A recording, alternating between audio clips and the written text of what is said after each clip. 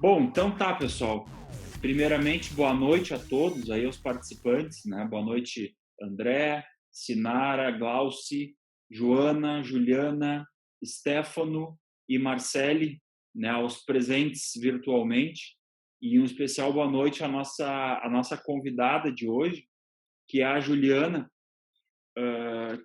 A gente, nesse período de Covid, eu já sou um cara, o pessoal que me conhece aqui, tá, Juliana, sabe que eu sou um cara meio acelerado.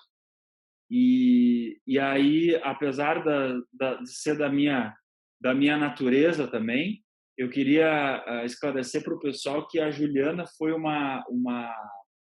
convite assim, e agradecer porque ela também de pronto atendeu ao nosso convite, que foi da semana passada. Eu estava acompanhando uma live lá do escritório do Herman, lá de Porto Alegre, e foi uma live muito interessante com a Juliana, e eles estavam falando justamente sobre questões ligadas à experiência do usuário, a novas formas de advocacia. Então, algo que vem bem a calhar com o que a gente vem trabalhando aqui na nossa comissão, a respeito dessa nova forma, né, de fazer. Então, para que a Juliana entenda, nós criamos a comissão aqui em Novo Hamburgo, na OAB, Juliana, no início do ano passado. Então, nós vamos para o segundo ano, e uma das características da comissão, que é a Comissão de Advocacia e Inovação, ela mais ou menos seguir uma pauta livre. Então, tanto quanto a convites que a gente vai falando, a Sinara também está presente ali, a Sinara é secretária da comissão, o André, apesar de que formalmente não integrar a comissão nos seus quadros, assim, ele também, a figura sempre assídua, parceiro aqui. A Glauci, eu não sei, também tem participado, acho que da outra Glauci também participou, não lembro exatamente, mas enfim, né? Nós temos aqui esse trabalho que é de dar luzes, né? Trazer luzes em cenários um pouco obscuros para a nossa advocacia local.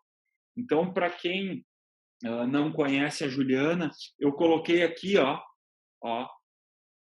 o Instagram dela, @jualbanocaldas, e convidei ela a partir, então, de uma conversa que eu ouvi, de um bate-papo que ela teve. E aí, muito obrigado pelo atendimento, pronto atendimento já, tá, Juliana? E, enfim, a palavra é tua. A gente conduz aqui de uma maneira muito suave, muito tranquila. Então, fica bem à vontade. A Juliana, ela é para quem quer seguir também lá no LinkedIn. A Juliana, ela é responsável pelo jurídico da Oi. Então, com certeza, ela tem muito a compartilhar conosco aí sobre visões, né, de jurídico, sobre de necessidades de jurídico, sobre de como nós, advogados, precisamos ver o jurídico, não só em cenário de Covid, né, mas como já deveríamos ver isso. Muito antes da Covid, a gente já está conversando sobre isso, tá, Juliana? Então, a gente te pede algumas dicas aí. O que tu tem para nos falar? Fica bem à vontade, aqui na OAB de Novo Hamburgo tem sempre uma casa aqui para ti. O dia que quiseres vir presencialmente, quando possível, também estás convidado. Obrigado e boa noite. Ai, joia. Obrigada, Rafa. Super obrigada. Presto serviço para as duas maiores empresas do grupo. Uma é a Serrede, aí no sul é a Serrede, a gente tem Serrede Rede Conecta. A gente atende do sul a norte, uma empresa de quase 30 mil colaboradores, e nós somos responsáveis pela instalação de rede, TV, fibra, enfim, toda a parte de rede externa da Oi. E também sou responsável pela BTCC. A principal sede fica em Goiânia. A gente tem Mato Grosso do Sul, Paraná também e Rio de Janeiro. Bom, essa empresa é um pouquinho menor, a gente tem 15 mil colaboradores, então, de gente aí e de Brasil a gente conhece. A semana passada, que o Rafa assistiu um pouquinho a conversa com o Henrique, é uma conversa, a gente estava falando a gente ouve muito, né, falar de RH ágil. E eu gosto muito de falar do jurídico ágil também. Então, se o Rafa falou que ele é super agitado, eu também sou agitada. Meu sotaque é uma mistura de nada com coisa nenhuma. Eu sou nascida em São Paulo, mas graças a Deus sou baiana de coração. Estou em Salvador desde 2003, então meu sotaque oscila bastante. Quando eu relaxo um pouquinho, ele fica mais baiano. e quando eu vou um pouquinho para a parte teórica, o paulistano, ele acaba incorporando aqui. Então, peço desculpa pela confusão dos sotaques. O Sul é um lugar que eu vou bastante, então muito obrigada pelo convite. Assim que passar a pandemia, faço questão de ir visitar vocês. Porto Alegre é um lugar que eu vou muito. E a gente começou um trabalho muito forte. Eu quero começar falando sobre isso. A gente começou um trabalho com o Herman muito forte, através de um... É legal a gente falar dessa relação de cliente e fornecedor. Logo no início que o Herman começou a trabalhar comigo, ele sempre foi, e tem gente do Herman que ouviu, sempre foi um bom fornecedor. O que é um bom fornecedor, né? Um bom escritório de advocacia. Sempre fez as nossas defesas com muito carinho, com muito cuidado, sempre fez o trabalho jurídico muito ok. E, certa feita, ele me pediu um feedback, e eu me sinto à vontade de contar isso, porque ele conta isso publicamente. Ele me pediu um feedback e eu fui, talvez, um pouco agressiva no feedback como cliente, e eu falei para ele, cara, eu acho que você é uma ótima fábrica de salsicha. E ele ficou muito chateado com o feedback que ele recebeu, porque eu acho que, como todo fornecedor, estava esperando que eu fizesse um monte de elogio. E ele ainda brincou muito sem graça, que ficou e disse, mas eu sou salsicha premium, né? Eu disse, não, você é sadia mesmo. E, na verdade, o que eu quis dizer com ele ali, qual foi a provocação que eu fiz naquele momento com o escritório? Era, cara, o trabalho jurídico é muito bom, é muito ok, mas, assim, você paga para isso. Então, não é surpresa que você preste um bom serviço jurídico para mim. O que eu quero, e a provocação que eu fiz com ele ali, que eu faço com todos os meus fornecedores, hoje acho que eu tenho em torno de 20 espalhados pelo Brasil aí, cara, você tem que me surpreender. E aí, me surpreender, por favor, entendam, me surpreender a PJ. E eu vou dar um exemplo bem simples, na reforma trabalhista. Na reforma trabalhista, eu recebi os 20 materiais dos escritórios que trabalham para mim e mais uns 15 de escritórios que sonham trabalhar para a gente, porque acham que a gente paga super bem, né? A gente nem paga, só para avisar, mas enfim. Daí eu recebi um monte desse material, fiquei com 50 desses materiais na mão. E quando eu peguei todos os materiais, tirando a formatação do material, o que a gente tinha? A mesma coisa. Eu tinha o que era e o que passou a ser. E aí, senhores advogados, assim, eu também sou advogada. A gente que está dentro dos departamentos jurídicos internos, porra, a gente fez a mesma faculdade. Gente, desculpa, eu sou super desbocada, tá? Se eu não fizer a leitura aí situacional, vocês me desculpem. Daí, o que eu falei? Pô, gente, eu tô cheia de material igual. O que era e como é, eu sei. Mas qual é o caso? Assim, nem os caras que trabalhavam para mim já há 2, 3 anos conseguiram pegar. Eu não estou pedindo para pegar toda a leitura da reforma trabalhista, mas um ponto. Vou dar um exemplo simples. Olha, eu falei que eu tenho uma empresa de 30 mil colaboradores. Desses 30 mil colaboradores, 80% estão no campo. Ou seja, eminentemente atividade externa, mas que por conta das nossas péssimas decisões na Justiça do Trabalho, a gente precisou controlar a atividade externa através de batimento de ponto. Não é difícil a gente imaginar que um dos meus maiores calcanhares de Aquiles é jornada extraordinária, claro. Gente, a gente tinha um monte de solução interessante vindo da reforma trabalhista para melhorar o meu problema. Bom, resumo da ópera, só para a gente dar um exemplo. O que foi que aconteceu? Como o material que eu recebi era inócuo, ou seja, só falava o que era e como ficou, todo o trabalho de inteligência e de estratégia ficou com o departamento jurídico. O que eu quero dizer com isso? E fiquem à vontade para me interromper, para falar, para perguntar, mas assim, o que eu quero chamar a atenção para isso, né, pessoal? Seguinte, eu falo muito sobre o mundo VUCA, e o mundo VUCA, que é um mundo vulnerável, ambíguo, complexo, incerto, ele saiu do PowerPoint. Esse mundo, a gente já falava que a gente vivia no mundo VUCA, que é o mundo da conexão 24 horas, a gente vive um mundo dos fatos, a gente vive um momento de dificuldade com a nossa reputação, com a nossa confiança, que é testada o tempo todo, a gente vive um momento de superexposição, as 10 maiores empresas hoje do mundo, 10 anos atrás não existiam, provavelmente quem tem filhos aqui de 8 anos ou menos, esses meninos vão trabalhar em profissões que não existem hoje, então a gente já falava sobre isso, mas a gente fala do mundo VUCA desde 1990. Daí vem uma pandemia como essa, vem um Covid como esse, e mostra para a gente que a gente não tinha nada de mundo VUCA a não ser PowerPoint. Então, agora, o que aconteceu, né? A gente estava numa cristaleira, vamos imaginar, eu gosto de falar do Covid, nós estávamos numa cristaleira, com todos os nossos cristais guardados, aquele que a gente já guarda há 20 anos para uma ocasião especial, e diferente de todas as outras crises que a gente já passou, que eram crises econômicas, onde quebravam-se os cristais, a Covid não quebrou o cristal, quebrou a porta. Os cristais estão intactos, a gente está com toda a nossa capacidade produtiva, a gente está com toda a nossa inteligência, a nossa estratégia, todos os cristais estão conservados, mas a gente não consegue acessar tudo, porque a porta está quebrada. Então, quando vem um momento como esse, um momento de pandemia, e aí para quem não tinha, aí, senhores advogados, se vocês ainda não estavam vivendo o mundo VUCA, se vocês não estavam vivendo um momento de customer experience, que nada mais é do que experiência do cliente e efetivamente colocar o cliente no centro de tudo, nada melhor do que agora. Aliás, eu vou ser bem honesta com vocês, eu não vejo como sobreviver numa advocacia pós-pandemia quem não tiver customer experience como foco do negócio. Porque, pessoal, não é simplesmente fazer um material e divulgar esse material, é definitivamente entregar conteúdo de valor. O jurídico contencioso, ele tem uma tendência, até por conta da nossa tecnologia, do desenvolvimento de TI, a gente já tem um monte de países trabalhando com isso, né, principalmente hoje é common law, uma série de softwares fazendo o nosso trabalho, que nem é de advogado. A gente já tem pessoas comuns trabalhando com softwares fazendo contencioso. Então, o que é que vai ficar de jurídico? O que é estratégico. Tudo aquilo o que é relacional, o que é estratégico, é jurídico, fornecedor jurídico, não é mais, ele não vai estar mais tratando a consequência, ele vai estar lá na causa. O negócio é a gente sair desse centro de custo e a gente passar a atuar na estratégia do negócio. Departamentos internos e fornecedores, ou seja, advogados, escritórios de advocacia, têm que estar na estratégia do negócio.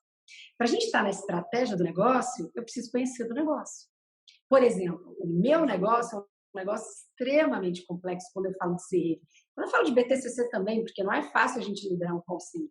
Mas principalmente quando eu falo de CRM, de uma empresa com quase 23 estados de atuação, acho que são 20 estados de atuação, 30 mil colaboradores. Vocês imaginem neste momento a quantidade de decretos com regras diferentes, com obrigações diferentes. Agora mesmo eu estava numa reunião, entrei um minuto atrasada aqui, porque a gente estava discutindo que em Teresina o prefeito baixou um decreto para que a gente passe a testar todos os colaboradores que estão na ativa, que estão no exercício. E é dessa loucura de Teresina, que é desse tamanho, que pode se expandir para o Brasil todo.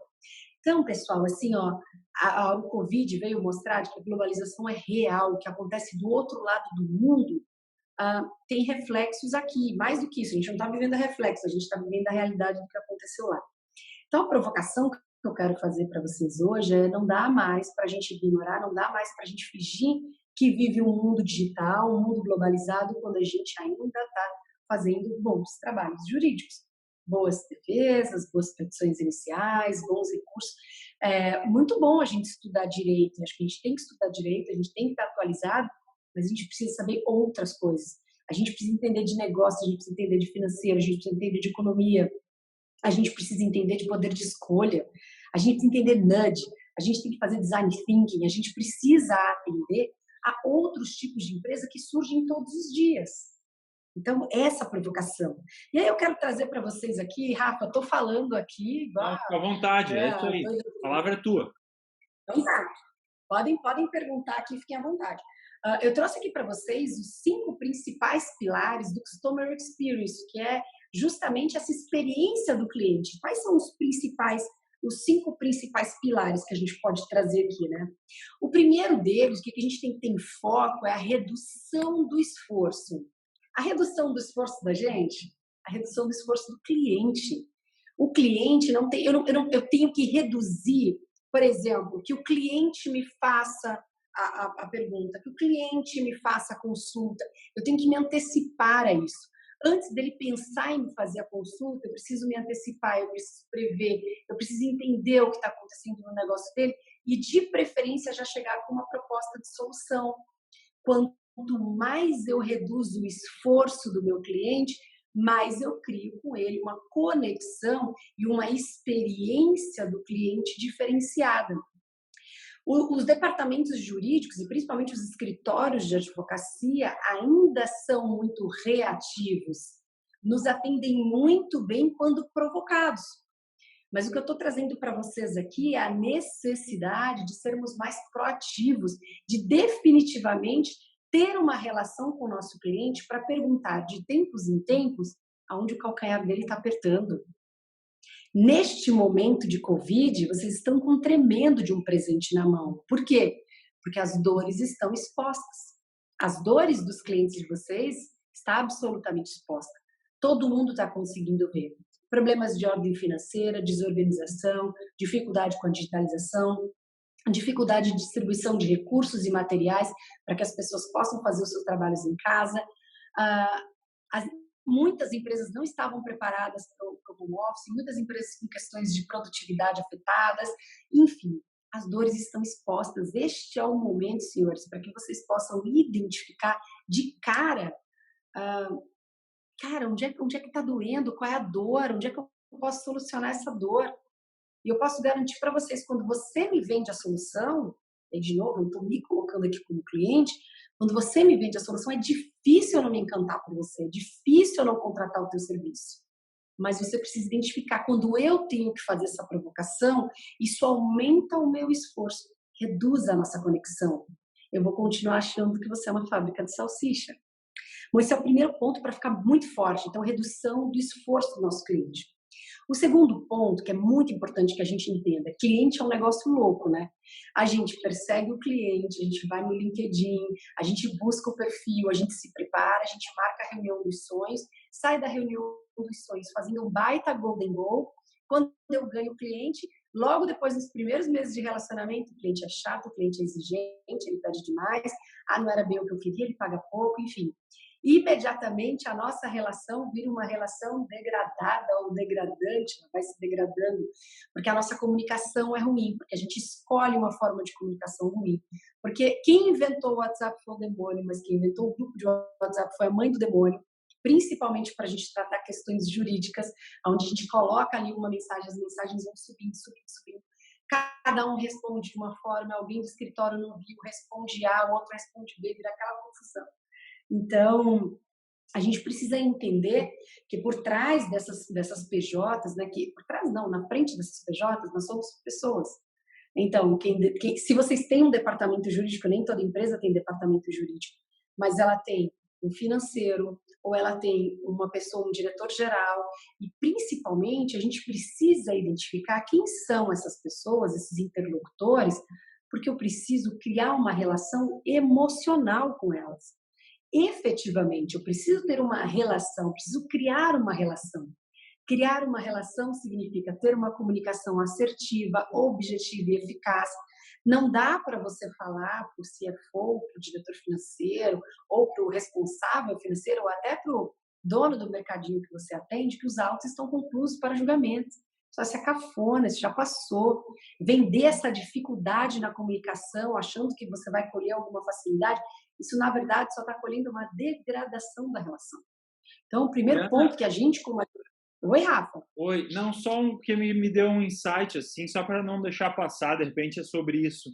Mas como que tu vê? Eu também já fui jurídico interno, né? E então já estive nos 3 lados, quem sabe, o 4 aí dessa situação. Então, mas como é que tu vê, assim, como é que é essa relação? Como é que essa relação pode começar e se manter de uma forma honesta? Não, às vezes é uma palavra... Se eu for por desonesto, fica ruim, né? Mas, digamos, de uma relação que seja natural, por assim dizer. Tu não acha que a comoditização de assessorias jurídicas não gera esse problema?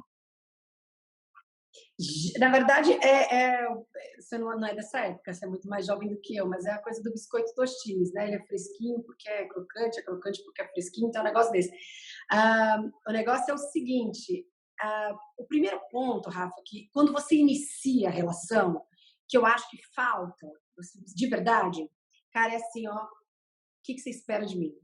Eu acho que falta uma conversa sincera. O que é que você espera? Porque quando as expectativas elas estão alinhadas, e aí, pessoal, é importante a gente entender que de tempos em tempos as expectativas mudam. A gente precisa ter uma relação. Então, primeiro, né? Se eu sou escritório, se eu passar por lado de, né, eu já fui escritório, sou departamento interno e logo, logo posso voltar a ser escritório. Se eu sou escritório, meu primeiro momento com o departamento jurídico ou com o meu cliente, que pode não ser departamento jurídico, é o que é que você espera de mim? Acho que alinhamento da expectativa é o número 1. E depois disso, ficar atenta para, de tempos em tempos, continuar pedindo feedback. Primeiro, para saber se eu estou atendendo as expectativas originalmente contratadas e se as expectativas mudaram. Você quer ver um negócio super comum que acontece, Rafa? Eu tenho escritórios que estão comigo já, deixa eu ver, eu voltei para a OA em 2016, já como diretora. Pronto, as pessoas estão comigo aí há 4 anos. Todo ano, a gente tem metas. Eu posso te dizer que 60% dos meus escritórios, se eu colocá-los agora no Viva Voz, não sabem dizer quais são as minhas metas. Mas eu tenho certeza que internamente, quando tem lá quadro de princípios, valores, a missão, está lá dizendo que a missão é a satisfação total do cliente. Como é que você vai me satisfazer se você não sabe o que me satisfaz? Então, primeiro ponto é alinhamento das expectativas e depois manutenção, principalmente através de feedback. E aí fica a dica, pelo menos uma vez por ano, bata na porta do seu cliente, seja humilde, bata na porta do seu cliente, pede feedback, cara, pergunta como é que está o seu trabalho, pergunta no que você pode melhorar e mais do que isso, que o primeiro ponto que a gente estava falando, não espera ser convocado, bate na porta, pergunta, cria uma relação. E cuidado, porque a relação não é aquela relação de puxa-saquismo, não. Eu detesto. Se eu percebo que a pessoa está puxando saco, detesto, corto logo. É relação profissional. Acho que o nosso dever enquanto fornecedor é estar o tempo todo se perguntando o que é que eu posso fazer diferente para esse cliente. Que tem muito a ver, Rafa, com o terceiro ponto que eu ia falar aqui, que é para a gente ter uma excelente experiência do cliente, eu preciso estar o tempo inteiro focado no sucesso. Mas, de novo, não é no meu sucesso, é no sucesso do cliente. Porque o sucesso do cliente traz sustentabilidade para o meu contrato. Quanto mais sucesso ele tem, quanto mais ele se desenvolve, mais eu tenho chances de ter um contrato sustentável. E aqui a gente tem um ponto importante, que é conheça mais do negócio do seu cliente sob o ponto de vista como está a saúde financeira do seu cliente. É uma SA? Você acompanha o resultado trimestral? É uma SA de capital fechado? Será que você pode pedir acesso a esses documentos? Pode ser que o cliente forneça, pode ser que o cliente não forneça. Mas você dizer que você quer ter acesso a isso para que você possa prestar um melhor serviço para ele, a não ser que tenha algum problema ali, logicamente, de sigilo, alguma coisa entre os sócios, eu tenho certeza que ele vai te fornecer. Isso são subsídios para que efetivamente você preste um bom serviço. Por exemplo, quem olha o meu contencioso, que é enorme, faz assim, ó, Juliana, vamos fazer acordo nos processos. Seria maravilhoso se eu não tivesse uma dívida bilionária. Quando eu tenho uma dívida altíssima e eu tenho um caixa reduzidíssimo, é óbvio que eu não vou fazer acordo, por 2 motivos. Primeiro, porque eu não tenho caixa. Segundo, porque eu vou fomentar a entrada de novos processos. Eu primeiro preciso fechar aquilo que me deixa vulnerável e segundo, eu preciso domar o meu passivo. Assim, mas eu só consigo fazer essas coisas... Não, nesse sentido aí, mas, por exemplo, assim, ó, vocês hoje, tá, como jurídico interno, e eu estou fazendo assim o questionamento que daqui a pouco todos aqui vão ter.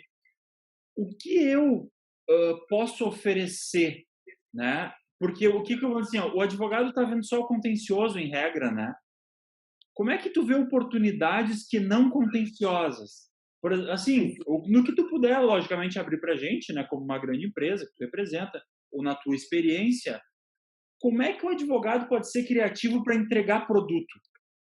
Bom, primeiro ponto, Rafa, para o advogado ser criativo para entregar produto, ele precisa estudar outras coisas. Que foi aquilo que eu falei, a gente precisa estudar outras coisas. Por exemplo, eu estudei Nudge. Nudge não é nude, não, a gente não é mandar foto nua, não. Nudge é o que leva a gente, né? O que leva a gente a escolher. Nós somos manipulados o tempo inteiro nas nossas escolhas, né?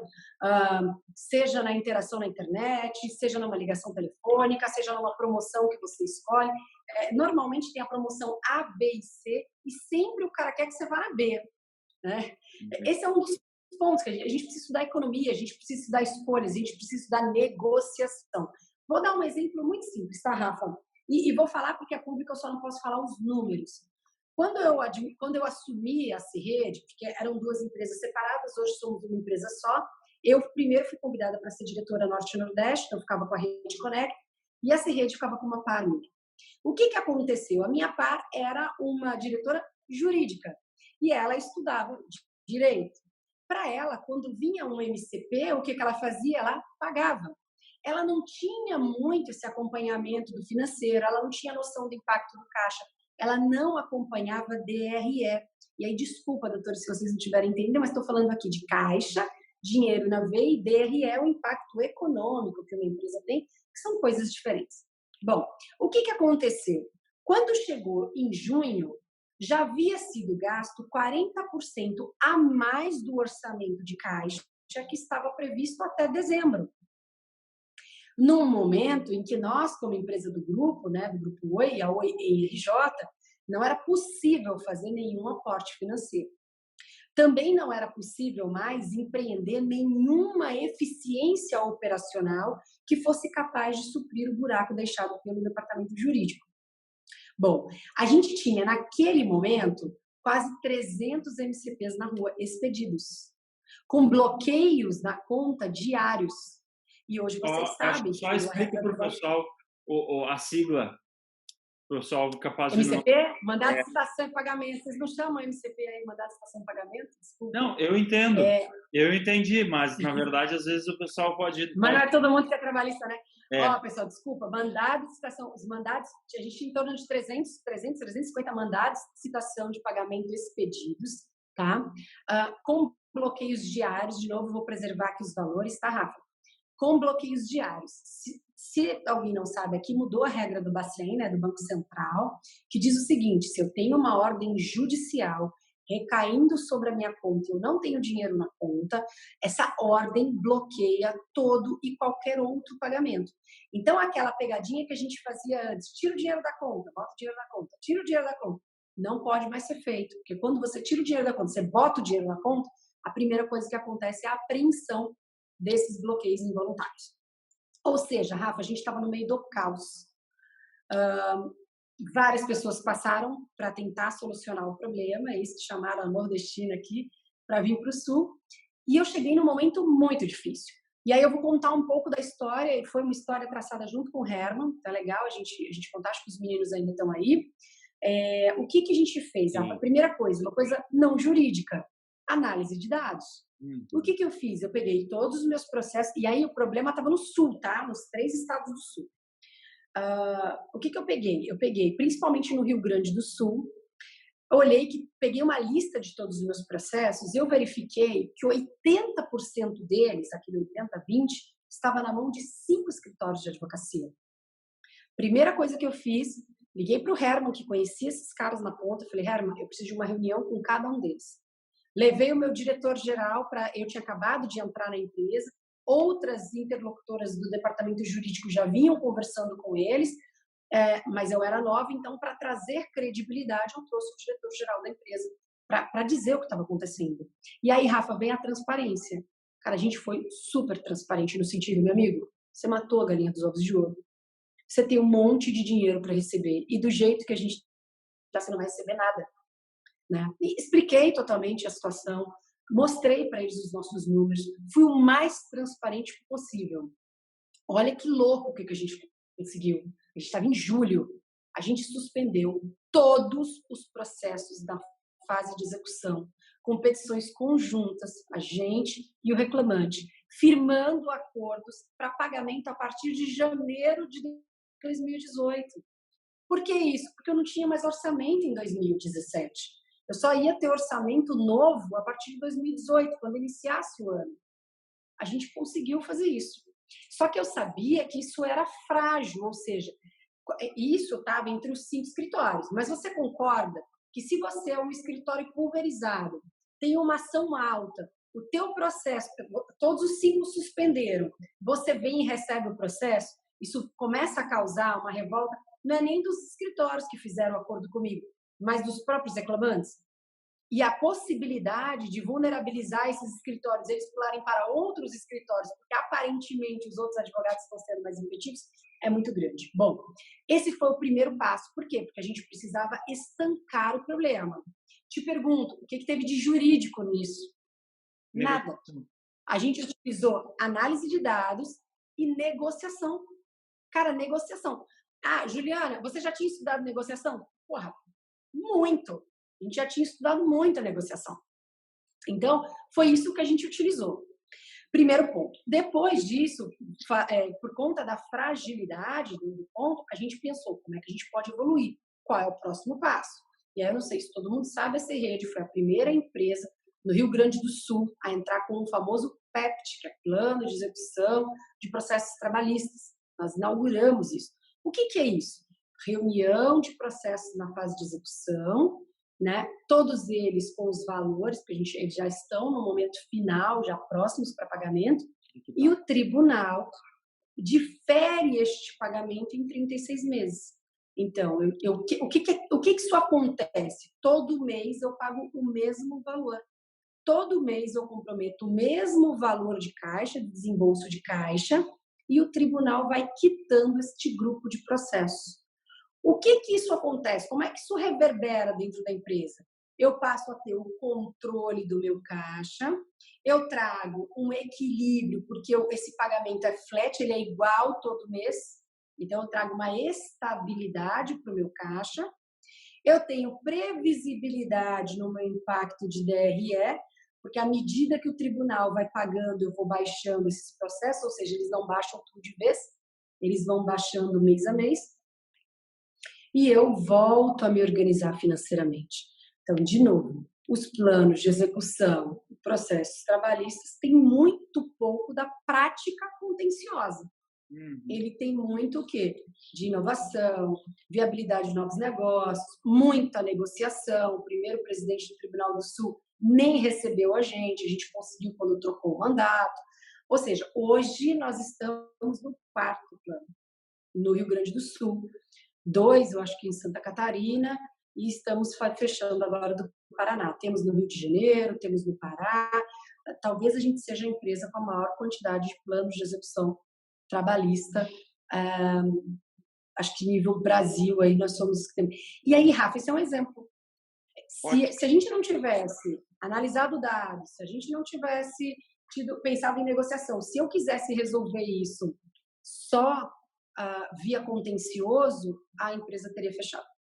E outra coisa, porque Juliana, tem suficiente.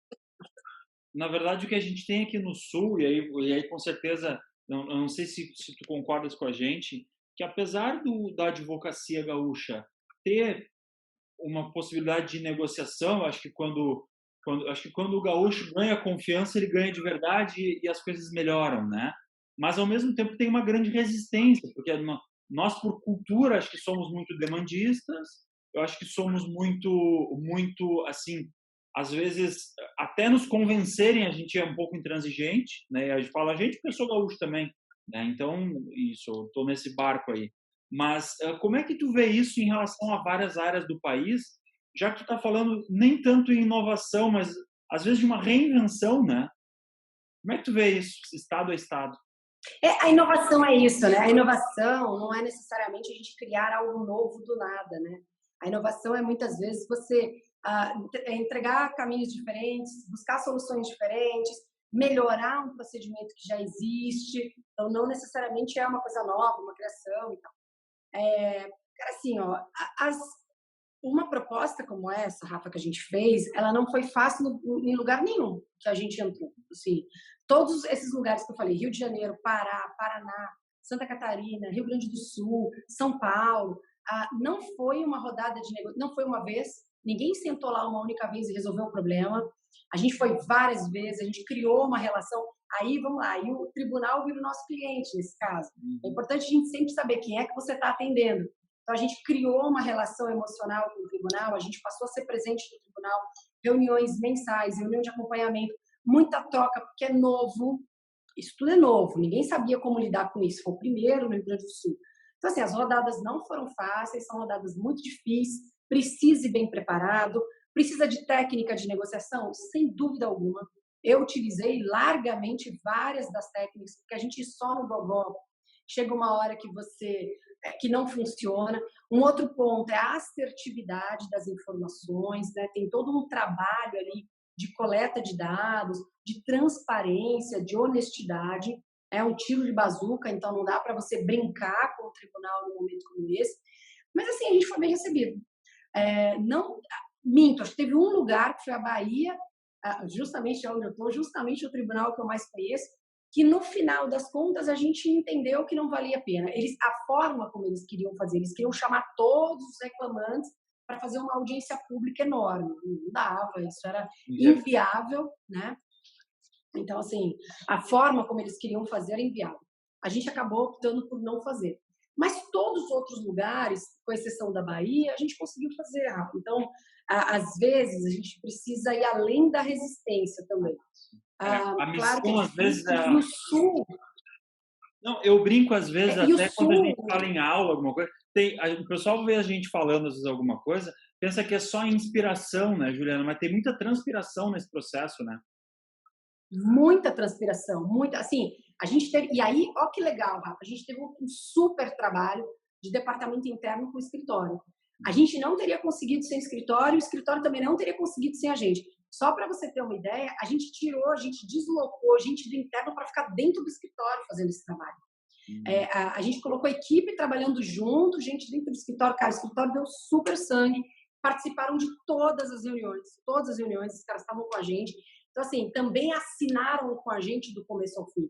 Né? Não foi também só aquela coisa, os caras participaram da transpiração e na hora de assinar, vai a empresa assinar e tirar foto. Os caras foi literalmente um baita de um trabalho, empresa, escritório. E é um tremendo de um aprendizado para todo mundo, né?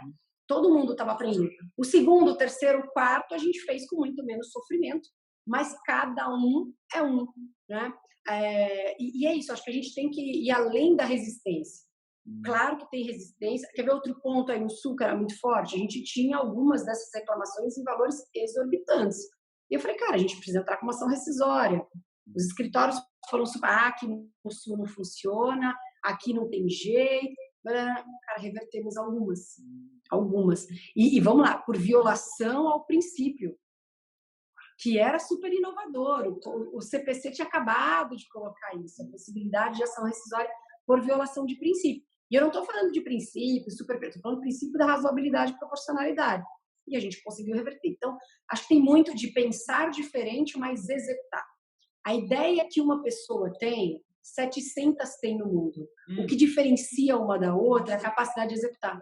Fazer. Sobre execução, Juliana, eu anotei 3 letrinhas aqui, que tu vai entender só de falar as letrinhas, por óbvio, né? Mas eu queria que a gente pudesse fazer um exercício aqui, já que a gente vai falar um pouquinho de inovação, de produto, de estratégia, que é, digamos assim, a pegada do nosso bate-papo, né? 3 letrinhas. PDCA. O que tu me diz? É impossível, né? Primeiro ponto, antes do PDCA, meta, né? É impossível, as pessoas não têm como trabalhar sem ter um norte, sem ter uma meta, sem ter um gerenciamento. E aí, é engraçado isso, Rafa, porque eu treino muitos escritórios. Os meus e outros escritórios que acabam conhecendo o meu trabalho. E eu tenho maior paixão em fazer isso, né? Escritório de advocacia não se vê como empresa. Escritório de advocacia acha que ele é uma coisa híbrida, uma coisa diferente de empresa. Cara, vocês são empresa. Sabe, vocês têm todos os elementos de uma empresa, nada mais é do que uma empresa de prestação de serviços jurídicos. Não vejo como ninguém trabalhar hoje sem ter um norte, sem ter uma meta. Quem não tem um caminho, qualquer coisa serve, né? E é óbvio que essa frase nem é minha, do Lewis Carroll, então nem precisa ser gênio para isso. Então, cara, primeiro ponto, você tem que ter meta. E aí você tem que ter um acompanhamento disso, acompanhamento da meta, acompanhamento de projeto. O nosso departamento jurídico, por exemplo, é um departamento que a gente trabalha com KPI, que são as metas de bônus, a gente trabalha com acompanhamento de meta de rotina, que é o desdobramento de metas para os nossos advogados e para os nossos propostos, e a gente também trabalha com projetos. Por que projetos? Porque muitas vezes a solução do problema não está dentro do jurídico, a solução do problema está no RH, a solução do problema está na frota, está na logística, está na TI. Então, a gente pega, por exemplo, a gente olha para os 5 maiores ofensores e aí a gente olha sempre para o financeiro, não é para o pedido mais realizado, mas o pedido mais perdido. E a gente cria projetos para ele. Pô, como é que a gente pode trabalhar isso? E aí, literalmente, a gente monta squad, a gente faz com equipe multidisciplinar. Então, tem gente do jurídico, tem gente do RH, tem gente da logística, tem gente do financeiro. Por quê? Porque a gente está aprendendo, a gente é novo. Né? Tá na E tela aí, pro pessoal tantos aí. projetos. Explica aí, por favor, Ju. Tantos pessoal. projetos. Vamos lá, tantos projetos como as metas, a gente faz o acompanhamento mensal. Antes do PDCA, a gente olha muito para o FCA, que é o fato, causa, ação, que é um pouquinho mais simples do que o plano de ação, mas o fato é, não atingiu, está longe de atingir, saiu do curso esperado, aconteceu alguma coisa diferente do que está acontecendo, você tem que fazer um PDCA, que é Plan, Do, Check, Act. Ou seja, você tem que fazer um planejamento, entender as causas, os porquês, por que não está, por que você não está conseguindo, o que está acontecendo, o que está impedindo, qual é o funil, criar as regras desse planejamento. Isso tem que ter data, isso tem que seguir um cronograma, isso tem que ter uma data e um responsável, que é muito importante, para que a gente possa executar e que a gente possa cobrar desse executor com quem está essa bola. A gente precisa, para executar, ter o responsável e ter a data, né, o cronograma, checar os resultados, ou seja, o resultado do teu planejamento está gerando novos resultados, você conseguiu fazer a mudança da curva, você conseguiu virar a chave, né? Então a gente checa se o que estava planejado originalmente, sim, foi executado, e 2, se foi executado, se está surtindo os efeitos. E, sobretudo, agir, Rafa. Não tem como a gente planejar, pensar, criar um baita plano. Eu conheço um monte de plano, conheço um monte de aplicativo que faz acompanhamento de projeto, mas um monte de gente que não executa aquilo que estava planejado. Então, se a gente não, aquilo que eu falei, se a gente não atua, se a gente não age, se a gente não executa propriamente dito, fica muito difícil da gente reverter, virar, mudar qualquer chave. Então, PDCA, não só no âmbito jurídico, mas acho que o escritório tem que ter isso muito forte, tem que ser feito. Não, e uma outra seja no pergunta que me contexto surgiu nesse sentido. Opa, desculpa, às vezes dá uma atravessada aqui, né, Ju? Dos delays. Não, fica à vontade. Só que é bate-papo mesmo. Não, uma outra que me surgiu assim, a gente aqui fala muito, né, e está muito também digamos, até na moda, às vezes alguma coisa fica meio hype, às vezes a gente tem que prestar atenção, né, até onde isso é real, mas tudo bem. Mas se fala muito da questão de direito das startups. Nós tivemos aqui em Novo Hamburgo o Demo Day da B2L, que foi super legal, foi um evento muito legal para o pessoal também ver o que se passa, né, nesse sentido. E vocês, como uma grande empresa, como um grande jurídico interno, como é que existe alguma aproximação, digamos assim, ou alguma demanda que vocês façam perante startups, perante rodadas de negócios? Como é que é essa relação da empresa? Então, a Oi tem uma empresa, tem uma aceleradora de startups, né? A gente tem uma das nossas empresas do grupo, é uma aceleradora de startups com projetos voltados para o atendimento da Oi, então a gente tem essa aproximação, mas além disso, Rafa, a gente roda, né? A gente roda o Brasil, a gente conhece as pessoas, a gente se conecta com outros departamentos jurídicos, com startups, e a história de startup eu acho que é muito parecida com a que eu falo de leitura. Acho que para todo livro tem um tipo de leitor. Eu não posso ser um leitor iniciante, querer ler Maquiavel, querer ler Cícero. Certamente eu vou ter dificuldade com isso. Então, a gente vai aumentando e a gente vai adquirindo novas habilidades para que a gente consiga melhorar e patinar. É a mesma coisa escritório de advocacia e cliente. Dá para eu ser um escritório super rígido, super rigoroso, tradicional e atender uma startup? Cara, vou ser muito sincera, acho difícil. Eu já visitei escritórios, nem estava na Oi, estava numa outra empresa. Cara, um escritório de São Paulo, o escritório era tão bonito, os móveis tinham tanto design que eu não sabia se era para olhar, se era para sentar. Depois, na hora da reunião, chegou uma mulher lindíssima. Falei, nossa, deve ser a sócia do escritório. Ela estava com um cardápio de café na mão. Era tanto nome, eu não sabia nem dizer o nome do café. E depois o seguinte, assim, o que isso efetivamente agregou de valor para mim em termos de serviço? Muito pouco, né? Certamente, o que eu quero dizer? Que aquele escritório não é o meu perfil. Tenho certeza que tem cliente que ama, adora, paga caríssimo para ser atendido daquela forma, para escolher o café na hora da reunião. Cara, eu achei péssima, porque não tem nada a ver comigo. É a mesma coisa com startup. O tempo de startup é outro, não dá para ter juridiquês em startup. A velocidade... Eu brinco sempre assim, ó, escritório tem muito gerúndio. estão fazendo, estou avaliando, diligenciando. Isso para startup não funciona. Sim. A resposta é para ontem, o tempo é para ontem, o termo é ontem, a análise de contrato é diferente. E outra, né? Acho que a cultura que é muito forte. Uma cultura de startup, que é a cultura de admissão de erro, que é diferente do que a gente costuma viver normalmente. É uma cultura de feedback imediato, feedback o tempo todo. E a gente vive, em geral, uma cultura de não dar feedback. A gente não dá e não recebe feedback. Então, tem esse choque de cultura. Acho que para o atendimento de startup, o escritório tem que ter uma veia startup. O escritório tem que estar preparado para atender esse cliente. Né? Se você é tradicional, busque clientes tradicionais. Se você é um cliente inovador, diferenciado, rápido, antenado, porque para a gente atender uma startup, a gente tem que estar muito antenado. O que está acontecendo? E aí, de novo, é fundamental você conhecer o negócio do seu cliente. Sem isso, fica muito difícil de você fazer essa autoavaliação, se você está competente ou não, se você tem que adquirir novas habilidades aí para atender esse seu cliente. Então, eu gosto muito do Diego, da iFood, que é uma pessoa que já trabalhou comigo. Tive a oportunidade de estar com ele. Cara, você chega lá, é outro ritmo, é outro movimento, é outro momento, outros riscos, a assunção de risco é muito diferente. Então, a gente precisa estar bem preparado. Aberto, é diferente. Então, vamos usar aí o exemplo do livro. Aproveitando aqui que o nosso presidente da comissão de compliance também sempre participa, tá ali o André, e com certeza ele viria fazer essa pergunta, Juliana. Olha ali, ó. Olha ali, ó. Quando a gente conhece as pessoas, já tem alguma relação, assim, a gente já sabe até o que o cara vai perguntar, né, Juliana? Então tá ali já no bate-papo ali, ó. Como é que é essa questão do jurídico com compliance? Eu até estenderia um pouquinho, já que tu trouxeste muita experiência do trabalhista. Como é que é a visão do jurídico interno para compliance e para compliance trabalhista? Bom, uma empresa do tamanho da nossa, compliance é hiper prestigiado. A gente tem uma relação super íntima, super próxima com compliance, inclusive em alguns dos projetos que eu te falei que a gente trabalha em conjunto com o compliance.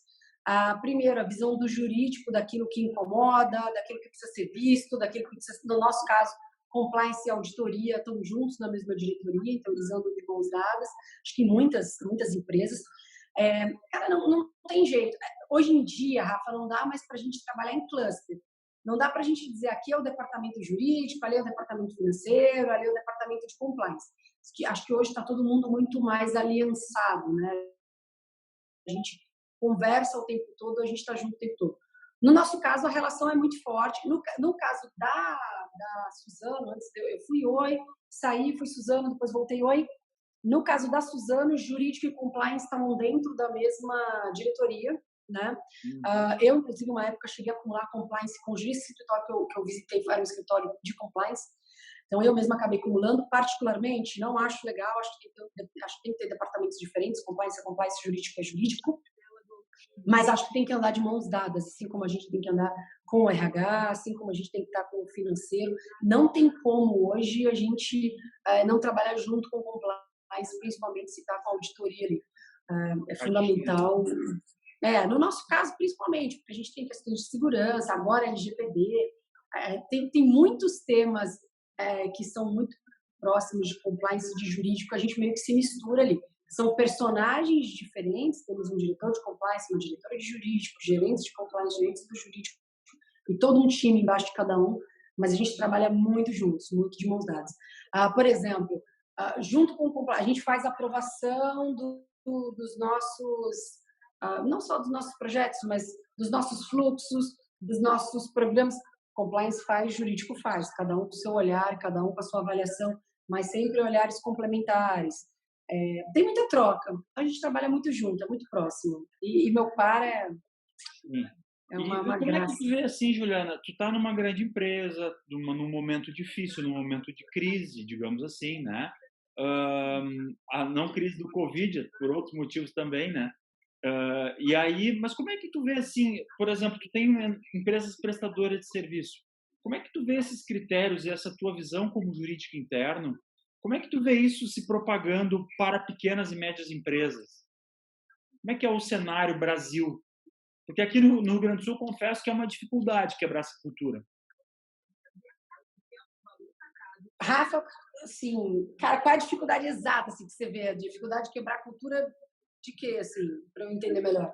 A cultura do compliance, a cultura da ética, a cultura de evitar, assim, não, eu vou fazer assim porque isso não vai dar nada, entende? Uhum. E aí o É, advogado fica com cara de bobão lá na frente deles, né? Por exemplo, aí o advogado chega lá e já que é sobre novos produtos, a gente foi outro dia num evento aqui ali da Legal Evolution, e daí foi até a nossa convidada dos próximos meses também, a Camila Rioja, estava falando, dando um conceito dela lá, ele perguntou assim, gente, o que vocês oferecem aqui, além disso, além daquilo? Só processinho?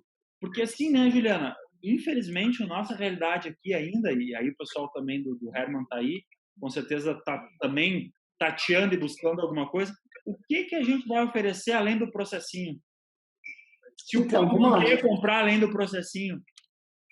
Então, o que acontece, né, Rafa? Assim, realmente, oferecer serviços de compliance para médias e pequenas empresas é um problema. Por quê? Porque a gente tem 90% das empresas no país são pequenas empresas, na verdade, pequenas e microempresas, que vivem do hoje.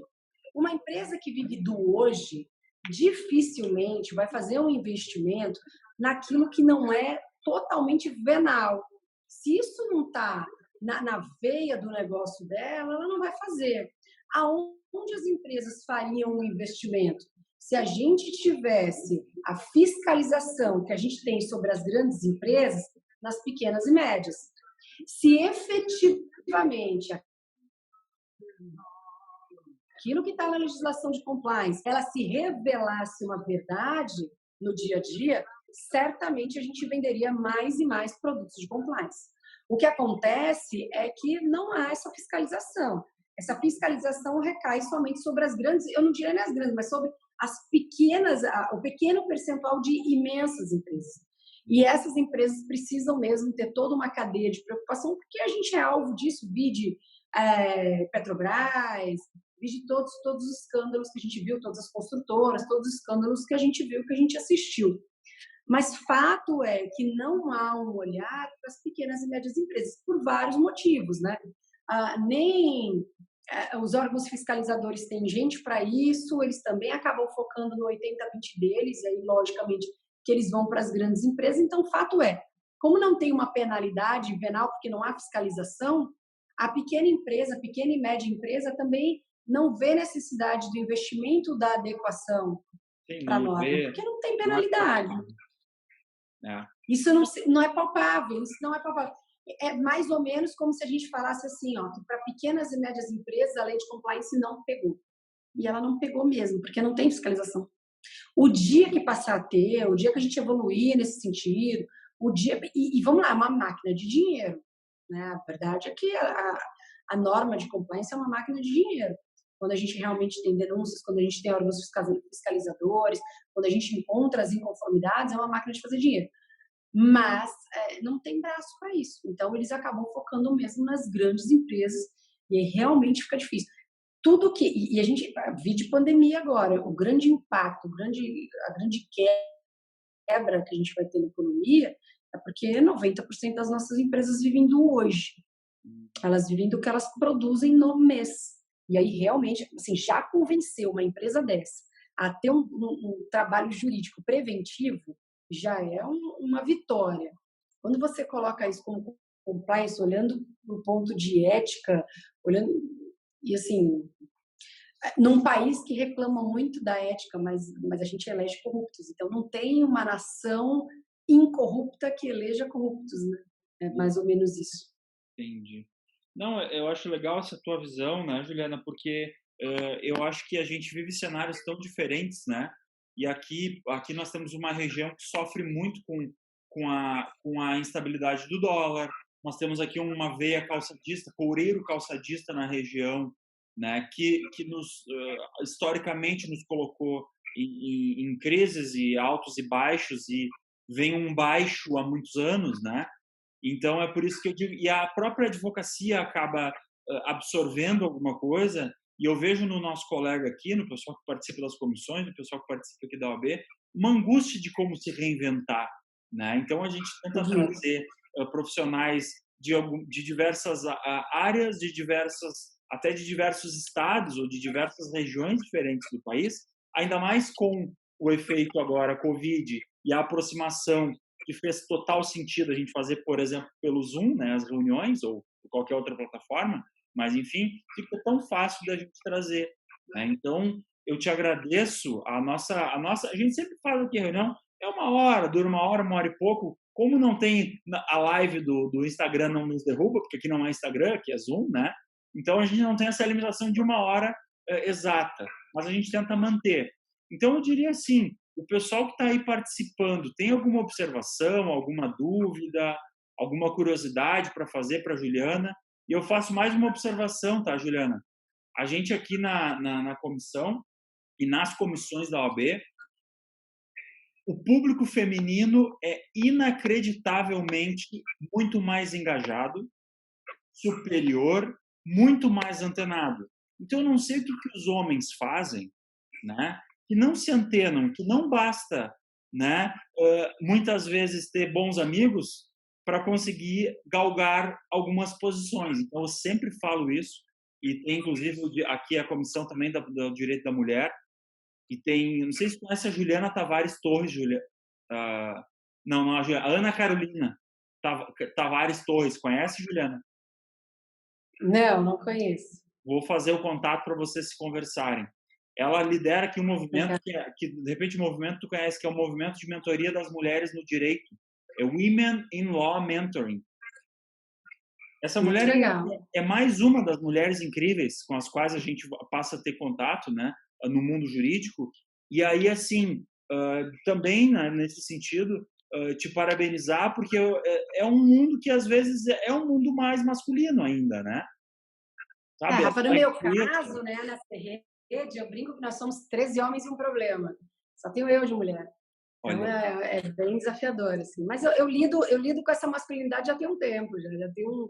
Na Suzano também, na Suzano eu não era nem só... Eu era gerente ainda na Suzano, não era diretora, mas tinham duas... a gente estava na maior fábrica da Suzano, tinham duas mulheres, era eu e a RH, também o restante todo mundo masculino. A verdade, e aí é tema para muita discussão, mas as mulheres entram muito forte no mercado de trabalho, mas depois elas acabam recuando um pouco quando a gente fala em ascensão de carreira, e aí, enfim, pano para manga. Eu só quero voltar um ponto que você tinha falado, quando você fala da região, de Novo Hamburgo, da dificuldade que vocês têm de se reinventar, de inovar. E aí quero só colocar uma pulga aqui para dizer o seguinte, acho que a Covid veio para mostrar que a gente não tem mais barreiras territoriais. Você pode prestar um excelente trabalho, onde quer, anywhere, né? Onde quer que você esteja, de onde você estiver, com recursos como esse, com Zoom, com Skype. Então, assim, só para a gente abrir as possibilidades, abrir um pouco as fronteiras, de que a gente não está mais adscrito ao lugar onde a gente está. Se você é bom, se você é especialista onde você está, você tem meios hoje de divulgar os seus trabalhos, e vocês não estão mais adscritos às barreiras territoriais e geográficas, mas também abrir a mente para que a gente possa prestar serviços de onde quer que vocês estejam. E aí, assim, minha matriz fica no Rio de Janeiro e eu moro em Salvador. Graças a Deus tenho essa sorte de morar em Salvador. Perfeito. Excelente. Pessoal, alguma questão aí? Ou foi muito ruim, que ninguém quer comentar meio nada. tímido às vezes, né? Normal. Olá, pessoal. Depois, se alguém se arrepender, também pode me procurar lá no Instagram. Ó, né? O Instagram da Ju tá aqui, ó. @JuAlbanoCaldas, né? Tem o LinkedIn também, podem buscá-la lá nas redes, né? Então, fiquem à vontade. Eu sou um pouco suspeito, né? O Stefano falando aqui, eu sou meio suspeito, né? Eu trabalho com a Ju já há algum tempo, é sempre um prazer acompanhar ela nessas lives aí, trabalhando com ela, então já sou fã dela, então é sempre um prazer poder acompanhá-la. Então já sou figurinha carimbada aqui nas lives dela. Show. Obrigado, Stefano. Legal. Eu tenho visto o trabalho de vocês. Obrigada, viu? Eu tenho visto o trabalho, eu assisti a live de vocês, hoje também dei uma olhada, num período estava no intervalinho ali, também dei uma olhada sobre, hoje eu vi que foi foi muito legal a temática Do, dos do novos Beto. formatos de relação, inclusive do home office, né? Uhum. Achei muito boa hoje também. Mais uma de vocês, parabéns lá. Manda um abraço, pessoal do escritório. Dá os parabéns lá. A comissão aqui, estão muito boas mesmo as lives. Valeu. Deixa eu fazer uma última pergunta. Juliana, falasse nas relações e nas negociações do departamento jurídico, e aí me veio uma lembrança que o Richard Susskind, a gente já ouviu várias vezes aí na nossa comissão de inovação. Ele escreveu, enfim, no livro dele lá, dizendo que a advocacia, os departamentos jurídicos internos sumiriam em pouquíssimo tempo. Extremamente polêmico, obviamente, enfim, e isso tem a ver com nossos estudos de inovação para a advocacia, né? Tu enxergas isso, que realmente o departamento, especialmente grandes empresas, que é o teu caso, que de médias, obviamente, até por uma questão enfim, orçamentária, alguns departamentos realmente podem sumir agora pós-pandemia, especialmente pós-pandemia. Mas, assim, eu, particularmente, eu não vejo como um departamento de jurídico interno ele vai sumir por conta de inovação, tecnologia, enfim, pelo menos num curto espaço de tempo, médio espaço de tempo. Não sei qual é a tua visão no mundo corporativo. Boa pergunta, André. Acho que a gente corre risco de sumir, sim, sob um aspecto, né? Se a gente tem um departamento jurídico, que é um departamento jurídico eminentemente contencioso, eminentemente centro de custo, e que está ali dentro da empresa para checar o trabalho que o escritório de advocacia já faz, ou o escritório de advocacia, ou software, seja lá o que for, acho que tende a assumir mesmo. Aliás, eu nem teria um departamento desse, acho totalmente desnecessário. Fazer double check de trabalho de escritório de advocacia, assim, é surreal, né? Ou a gente está ali dentro para pensar, ou realmente a gente é totalmente desnecessário, acho que não precisa nem da tecnologia para isso. E a verdade é que tem um monte de departamento interno assim. Um monte de departamento interno que vem de dificuldade, burocrático, com reuniões extensas que nada resolvem, que não se abrem para o negócio. Eu acho que esses departamentos, e eu pelo menos rezo para que eles efetivamente sumam. É um favor para a gente. O que eu acho que fica? Eu acho que fica... uma vez eu fiz uma entrevista, vamos estender só mais um pouquinho, não sei se o Rafa deixa. Uma vez eu fiz uma entrevista de emprego para uma secretária aqui em casa, para trabalhar aqui na minha casa. Eu tenho 4 filhos. E ela veio aqui e ela fez assim para mim. Eu perguntei, você cozinha? Pergunta bem básica. Ela disse assim, depende. Você depende de quê? Ela se é com penso ou sem penso. Bom, eu estou em Salvador desde 2003, mas penso e sem penso eu ainda não tinha ouvido. Eu falei, bom, pode ser algum termo regional que eu não conheça, não quero ser indelicada, vou perguntar. Eu falei, desculpa, não estou entendendo. O que é compenso ou sem penso? Ela é simples. Se for compenso, e ela ainda fez assim com a mãozinha, ou seja, se ela tivesse que pensar no que eu queria comer todos os dias, ela não poderia me ajudar. Ela disse que eu teria que ser sem penso, eu teria que dizer a ela que eu queria que cozinhasse todos os dias. Então, André, fica bem esse negócio assim, é compenso. Departamento jurídico tem que ser compenso. Há muito tempo, principalmente nos Estados Unidos, não se estuda mais departamento jurídico olhando exclusivamente para o contencioso.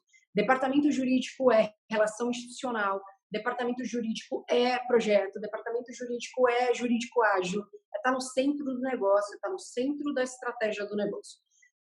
Se o meu papel não é facilitar, abrir caminhos, trabalhar em prol, eu entender que a empresa é meu cliente, aí realmente eu acho que esses departamentos eles tendem mesmo a desaparecer. Então, acho que mais do que nunca a gente precisa deslocar, deixar o contencioso. Para quem é de contencioso, cara, vamos deixar o escritório fazer o trabalho dele.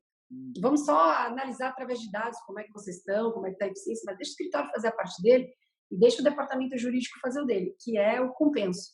É o relacionamento, é tratar os problemas internos, é a melhoria dos processos, melhoria dos procedimentos, é efetivamente a gente estar no centro da decisão. E aí eu tenho um exemplo maravilhoso, trabalhei com um cara maravilhoso, que é o diretor da Suzano, Paulo, que me ensinou muito sobre isso, e que foi no dia em que fez a IPO da Suzano e a fusão da Fibra, cara, ele estava lá na foto, era o departamento jurídico junto com o presidente e junto com o financeiro. Aquela foto, para mim, é icônica. Era ele lá no centro da estratégia do negócio. Espero ter respondido a sua pergunta aí.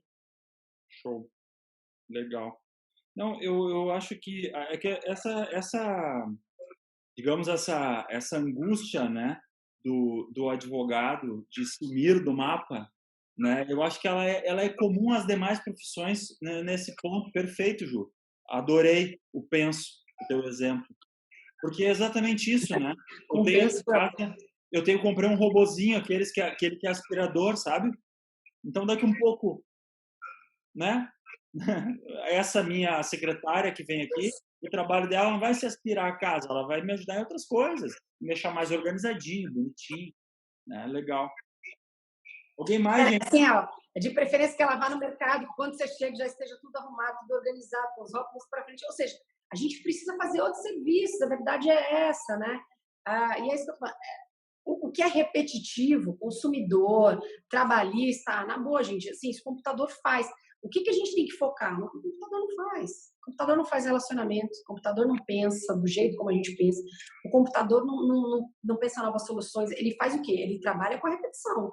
Ele junta aqueles algoritmos de repetição e ele trabalha com aquilo. E aí não é difícil, né, fazer esse trabalho.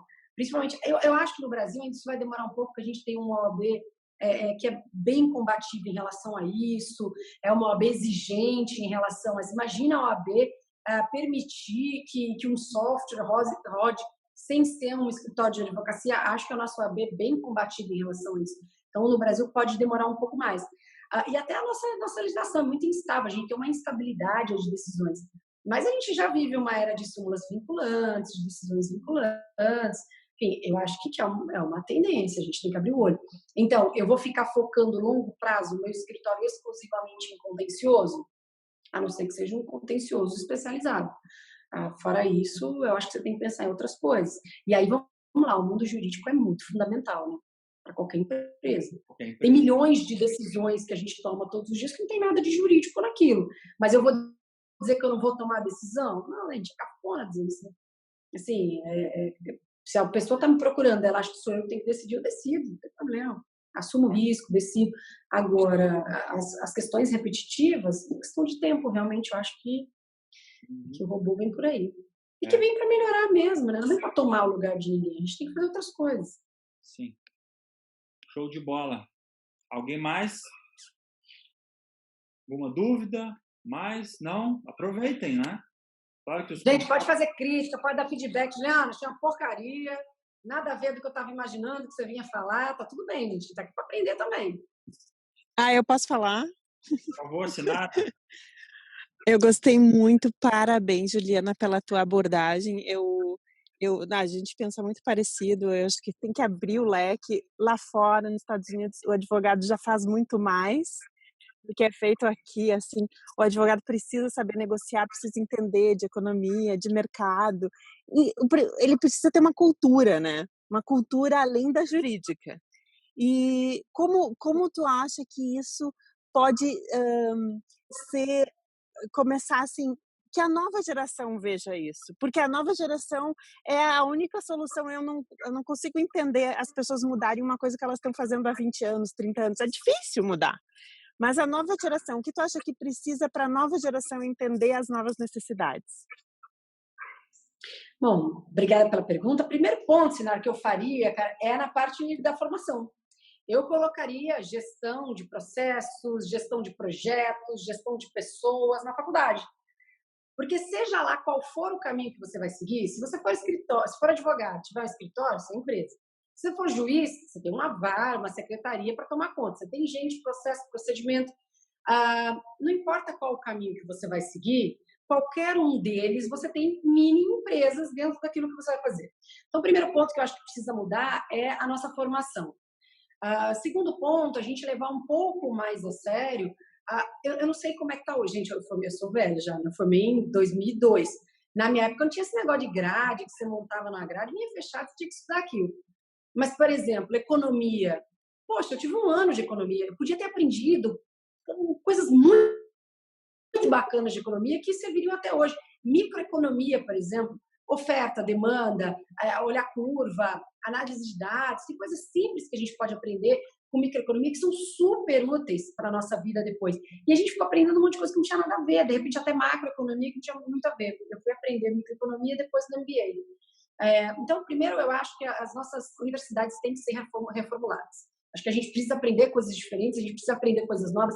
O direito tem uma coisa muito legal, que é uma coisa muito autodidata. O direito, ele é muito autodidata. Então, na minha época, por exemplo, não tinha direito ambiental e eu fui assumir uma gerência executiva de uma empresa de agronegócio.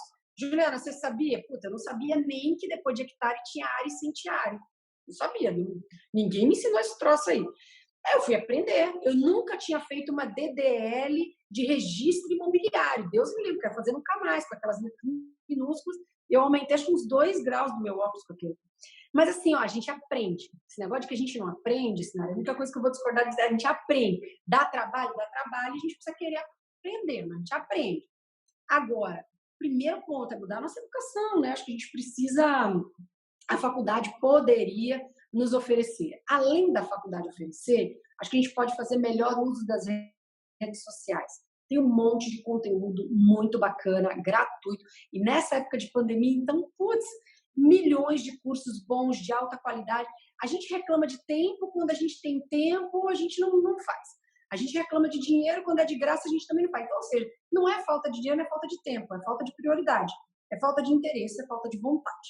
Então, primeiro, legal se as faculdades já começassem a trabalhar isso. Aqui em Salvador tem uma faculdade muito bacana, a Faculdade Baiana de Direito, que já traz gestão, já traz inovação na formação.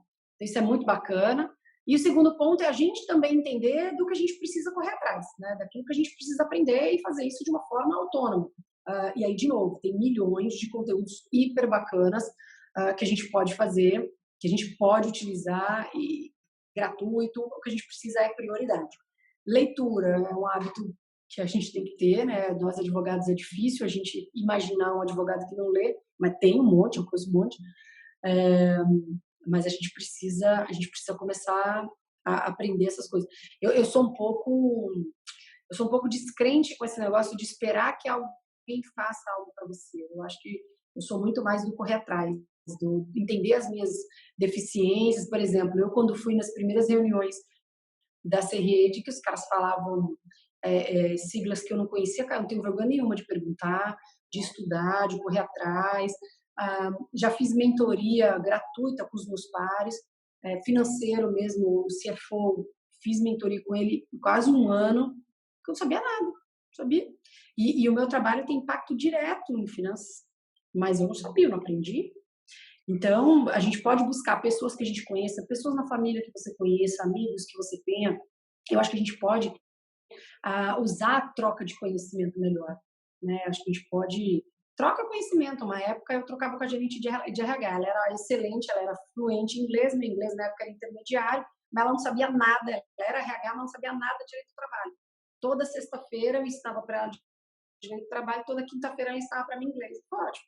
Eu melhorei muito em inglês, ela melhorou muito também. Então, assim, a gente tem muito recurso, cenário gratuito. O que a gente precisa também é ser um pouco mais criativo para acessar esses recursos. Milhões de livros em PDF, milhões de cursos. Tem muita gente muito boa, falando muita coisa legal na internet. Agora, claro, se tivermos aqui educadores, tivermos professores aqui, vocês puderem levar projetos, me parece que a Edux, que a Estácio também está com um projeto de gestão, eu sei porque uma ex-gerente minha agora está lá. Então, assim, eu acho que se a gente como educador puder também já começar a levar esses temas, ajuda bastante para formar a nova turminha aí. Que vou te dizer, a turminha, eu tenho filho de 20 e tenho filho de 10, vou te dizer, se a gente não corre atrás das coisas dessa galera, então, se os caras estão acostumados a receber tudo de bandeja, tá? Assim, a gente criou, nós, pais, criamos um mundo para eles, né? Não foram eles que se adaptaram ao mundo, a gente adaptou, a gente só vai em restaurante que tem parquinho, a gente só vai quando leva o tablet ou o celular, a gente criou um mundo de diversão, de entretenimento para eles, e são esses caras que estão entrando no mercado de trabalho, com um mundo feito para eles. Então, eu acho que se a gente ficar esperando que eles tomem a iniciativa, não sei não, acho que a gente corre um risco aí de continuar mais alguns anos aí no ocultismo. a gente conversa demais sobre isso, né? E eu também tenho atividade docente, assim, gosto muito, né, Juliana? E a gente fica vendo assim, né? Eu e a Sinara, a gente, seguido estamos batendo esse papo, né? De que assim, poxa, tem tudo pronto praticamente, né? Tem todos os acessos. E aí o que parece é desinteresse, né? Então, às vezes daí parece que a gente é velho puxando a orelha, né? Então, não que a gente não esteja velho, mas enfim. E aí a gente vai ter que puxar a orelha porque parece um desinteresse, sendo que há todas as condições. Só que uma hora a necessidade vem. E aqui no Sul tem um ditado, né? Pelo menos a minha avó sempre falava, e a minha mãe repetia, que era assim, o conhecimento não ocupa espaço. Cada vez faz mais sentido, né? Olhem só. Porque se antes o conhecimento precisava de uma prateleira cheia de livros, hoje não precisa, né? Hoje está tudo aqui. Ocupa espaço físico praticamente. Não, né? Numa palestra como hoje, eu não sei quanto tempo a gente está aqui, mas não um bate-papo que a gente teve hoje, olha quantas coisas a gente conversou, quantas perguntas interessantes de vocês, quantos temas a gente debateu, olha aqui o André mostrando os livros, quantos insights a gente teve, em 1 hora e pouco. Talvez, se eu fosse ler um livro sobre cada um dos temas que a gente tratou aqui, se eu for ler negociação, enfim, a gente vai demorar muito mais tempo do que isso, mas é isso que eu estou falando, a gente tem conteúdo. Eu adoro quem fala assim, estava na hora certa, no lugar certo. Eu digo, mas não vejo novela há 20 anos. Então, tudo bem, estava no lugar certo, na hora certa. Né? É sorte, né, Juliana? Eu acho lindo quem fala, tô maratonando sério. Eu falo, puta, que massa, cara, legal pra caramba. Eu tô lendo pra cacete, tô aprendendo, tô buscando. Juliana faz mentoria. Mas antes de eu fazer mentoria, eu paguei muita mentoria. Eu fui muito, e ainda sou até hoje. Toda semana eu faço uma sessão de mentoria. Porque alguém tem alguma coisa para me ensinar. Então, antes de eu ensinar, eu preciso aprender, né? Claro. Então, mas de novo, são opções. Quer maratonar. E tem lugar para tudo. Tem lugar para você maratonar série. É só a gente organizar o tempo. Agora, é prioridade.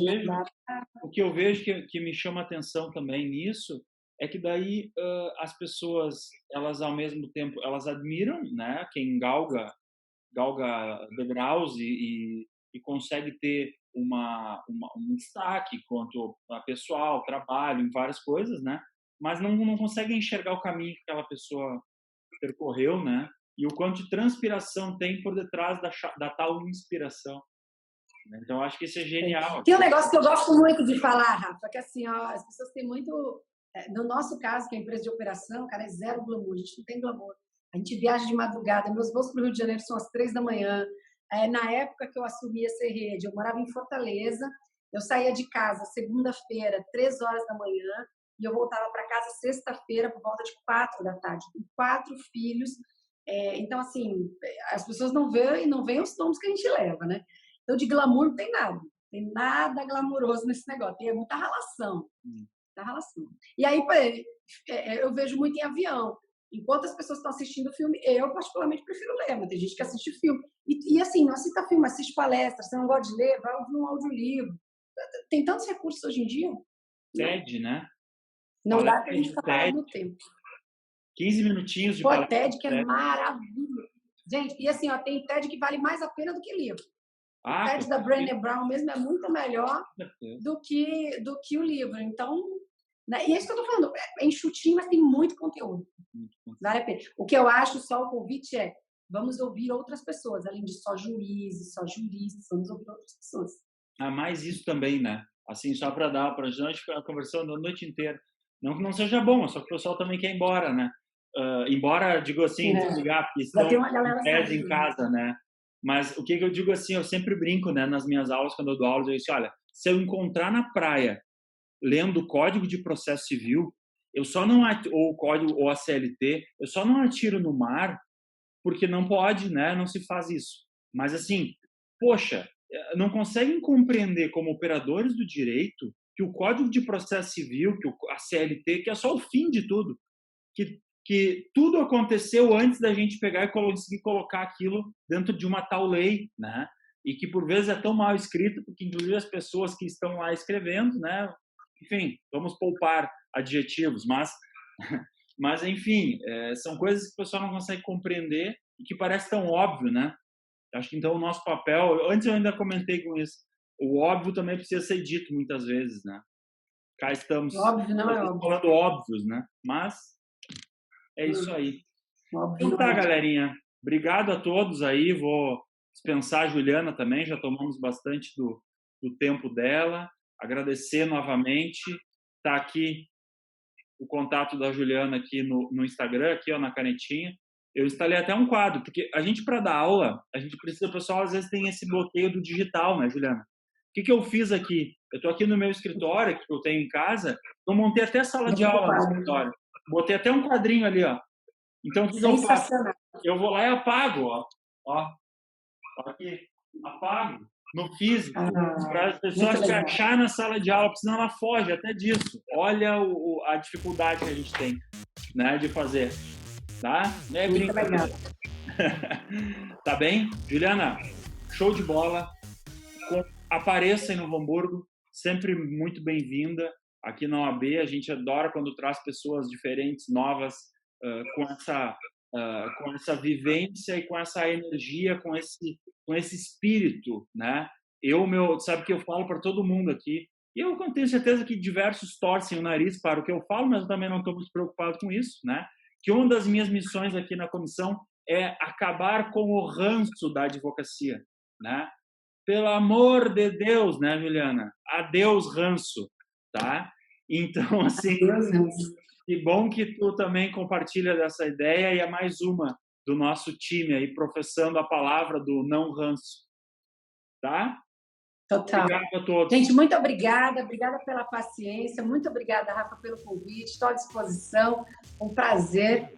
Obrigada por me dar esse espaço para compartilhar com vocês um pouquinho e aprender também. Logo, quando tudo isso acabar, vai dar um cheiro em vocês, viu? Obrigadão. Beijo, pessoal. Tchau, gente. Boa noite. Valeu, obrigada. boa noite. Tchau. Tchau.